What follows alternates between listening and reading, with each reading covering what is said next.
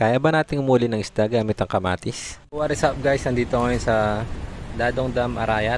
Dito natin unang susubukan ang ating pamain na kamatis. So dito guys ay inislice ko ang mga kamatis na pang bait size lang.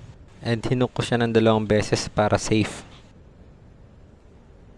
Ganitong rig nga palang ginamit ko para sa ating medium light. So sa unang setup natin ay malapitang hagis lamang. And sa pangalawang rod ay gumamit tayo ng sinker na pang ibaba. 70 grams nga palang sinker nito para pang malayuan ng hagis. And after 30 minutes ng paghihintay, dito pa kaya?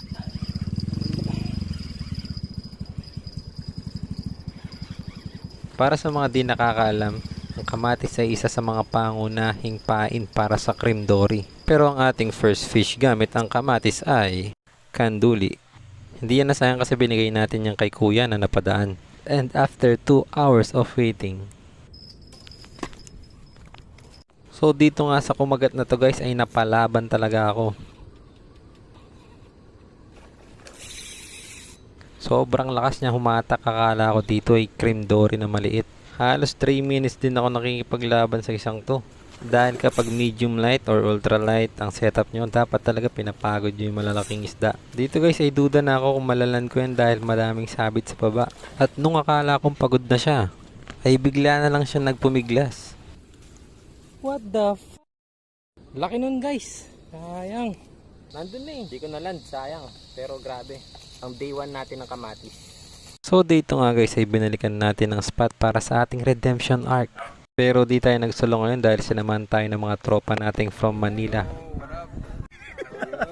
Same pain pa din ang gagamitin natin for today. Nag-setup nga pala ako dito ng 3 rod for higher chances. Dahil babawian natin yung row na nakatakas kahapon. Nag-setup din pala ako dito ng pang cream dory. Dahil kung napanood nyo ang part 11 ng aking video, dito ko rin nahuli ang cream dory na yon. And after nga natin mag-setup, ginawang jet ski ang eroplano ng isang to. So dito nga guys ay umuna ng bumanat ang tropa natin from Quezon City. At ang nahuli niya ay si Mang Johnny. Pero hindi rin nagtagal at tumunog din ang ating bell. And habang binabanatan natin itong huli ko na to, hindi ko ire-recommend ang kamatis na pamain dahil sobrang tumal. At ang ating first catch for today ay rohu. Hindi yan ang size ng nakatakas sa atin kahapon kaya pumukul ulit ako. Sobrang tagal bago magka-action ulit pero heto na. Isang safety hook set. Andiyan pa. Or kaya ba? Kaya to, malay. Arrow.